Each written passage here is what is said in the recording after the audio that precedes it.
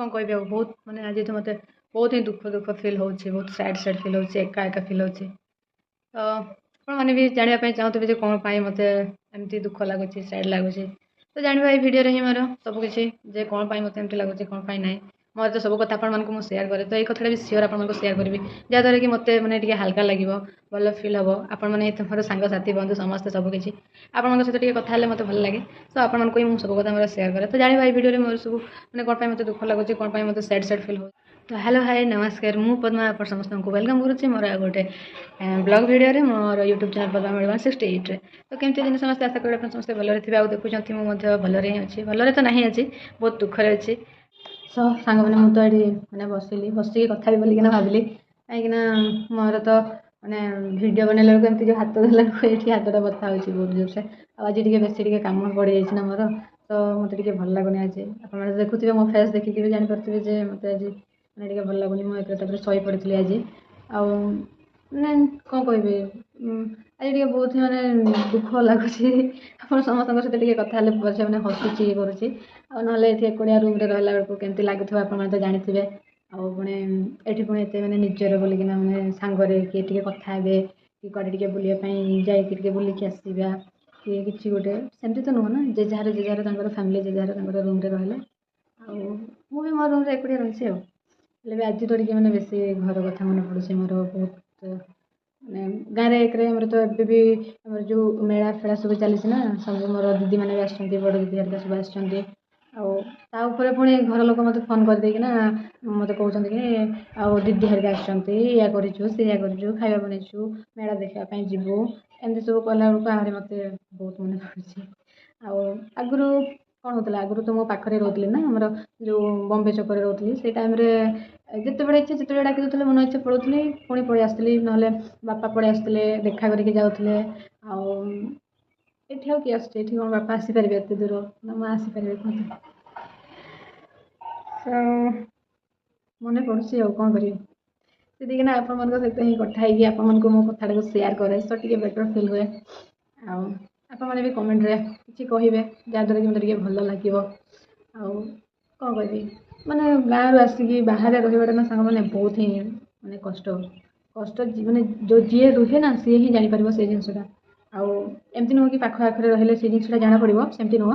ଯଦି ଟିକେ ଯାଇକି ଯଦି ଟିକେ ଦୂରରେ ରହିଲେ ନା, ତ ଜାଣିପାରିବେ ଯେ ମାନେ ଘର ଛାଡ଼ିକି ଦୂରରେ ରହିଲା ବେଳକୁ ମାନେ କେତେ କଷ୍ଟ ଲାଗେ ବୋଲିକିନା। ମାନେ ଏକୁଟିଆରେ ସବୁ କିଛି କରିବ। ଆଜି ମୋର ଏତେ ସବୁ ଡ୍ରେସ୍ ପତ୍ର ସବୁ ମୁଁ ଧୋଇକି, ଆଜି ମୋତେ ଭଲ ଲାଗୁନି, ଦେହ ଗୋଡ଼ ପୁରା ମାନେ ଭଲ ଲାଗୁନି, ମୁଁ ଶୋଇପଡ଼ିଥିଲି, ପୁରା ଥକି ଯାଇଥିଲି ଆଜି, ଶୋଇପଡ଼ିଥିଲି।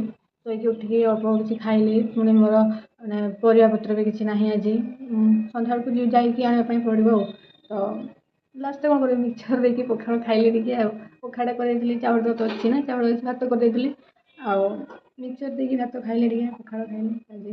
ଏମିତି ଆଡ଼ଜଷ୍ଟମେଣ୍ଟ କରିବା ପାଇଁ ପଡ଼େ ସାଙ୍ଗମାନେ ବାହାରେ ରହିଲା ବେଳକୁ।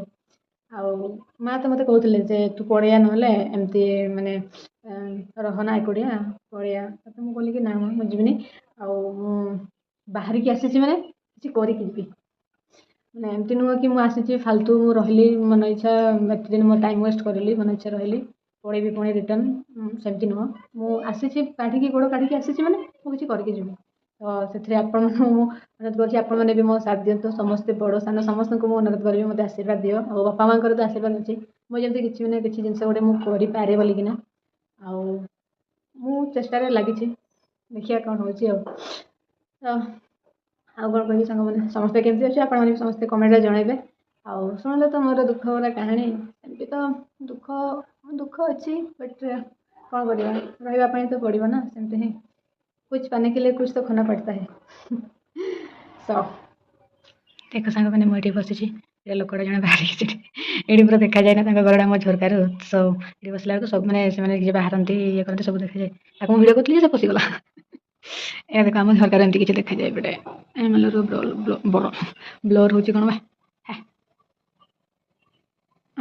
ବ୍ଲର୍ ହେଉଛି ଏଇଟା। ଏପଟେ କ'ଣ ରାସ୍ତା ଯାଇଛି, ଏପଟେ ଦେଖ ଏବେ ବହୁତ ବଢ଼ିଆ ଦେଖାଯାଉଛି ନା ସାଙ୍ଗମାନେ, ପୁରା କ୍ଲିଅର୍। ଆଉ ବ୍ଲର୍ ହେଉଛି କ'ଣ ପାଇଁ କେଜାଣି ବ୍ଲର୍ ହେଉଛି, ମୁଁ ଜାଣିନି। ମୁଁ କେତେଟା ଏପଟେ ବି ଦେଖ, ମାନେ ଏଇ ସାଇଡ଼୍ରେ ବର୍ତ୍ତମାନ ମାନେ ଖରା ପଡ଼ିଛି ନା, ମାନେ ବହୁତ ବଢ଼ିଆ ଦେଖାଯାଉଛି, ପୁରା କ୍ଲିଅର୍ ଦେଖାଯାଉଛି। ଦେଖନ୍ତୁ ଜାଗାଟା ପୁରା କ୍ଲିଅର୍ ଦେଖାଯାଉଛି। ଭିଡ଼ିଓ କରୁଥିଲେ ଆଉ ଥରେ ଯେଉଁ ବାହାରିଥିଲା ଅଫ୍ କରିଦେଲି ଫଟୋକୁ ମୋତେ ବାଡ଼େଇବେ ଧରିକି ଆଉ କିଛି ନୁହେଁ ଏଠି ବସି ବସିକିନା ମୁଁ ଭିଡ଼ିଓ ବନଉଛି ଲୋକମାନଙ୍କର। ଆଉ ଠିକ୍ ଅଛି ସାଙ୍ଗମାନେ ଆପଣମାନଙ୍କୁ ତ ମୁଁ କହିଲି ମୋର ଦୁଃଖ ଭରା କାହାଣୀ ଆଉ ଆପଣମାନଙ୍କ ସହିତ କଥା ହେଇକି ଦେଖନ୍ତୁ ମୋ ମୁହଁରେ ଟିକେ ହସ ଆସିଲା ନହେଲେ ଆଗରୁ ଫାଷ୍ଟ ଯେତେବେଳେ ମୁଁ ଭିଡ଼ିଓ ବନେଇଥିଲି ଦେଖିଥିଲେ ତ ମୋ ଫେସ୍ର ରିଆକ୍ସନ୍ କ'ଣ ଥିଲା ବହୁତ ମୋତେ ସ୍ୟାଡ଼୍ ଫିଲ୍ ହେଉଥିଲା ବହୁତ ଦୁଃଖ ଲାଗୁଥିଲା ଏକୁଟିଆ ଲାଗୁଥିଲା ଏବେ ପୁରା ଆପଣମାନେ ଅଛନ୍ତି ନା ମୋ ସାଙ୍ଗରେ ଓକେ ଓକେ ପୁରା ଓକେ ଲାଗୁଛି ପୁରା ତ ସାଙ୍ଗମାନେ ସମସ୍ତେ ଏମିତି ମୋ ସପୋର୍ଟରେ ଥାଆନ୍ତୁ ମୋତେ ଆଶୀର୍ବାଦ କରିଥାନ୍ତୁ ଏମିତି ହିଁ ତ ଦେଖାବ ନେକ୍ସଟ ଭିଡ଼ିଓଟା ମୋ ଭିଡ଼ିଓକୁ ଯେଉଁମାନେ ବି ଦେଖୁଛନ୍ତି ସମସ୍ତେ ପ୍ଲିଜ୍ ଲାଇକ୍ କମେଣ୍ଟ ସେୟାର କରିବେ ଆଉ ଯେଉଁମାନେ ବି ମୋ ଚ୍ୟାନେଲରେ ନୂଆ ଆସୁଛୁ ସମସ୍ତେ ଟିକେ ସବସ୍କ୍ରାଇବ୍ କରିଦେବା ଯାହାଫଳରେ କି ମୋର ନୂଆ ନୂଆ ଭିଡ଼ିଓ ସବୁ ଆପଣମାନଙ୍କୁ ସର୍ବପ୍ରଥମେ ମିଳିପାରିବ ତ ଦେଖାବ ନେକ୍ସଟ ଭିଡ଼ିଓରେ ବାଏ ଜୟ ଜଗନ୍ନାଥ।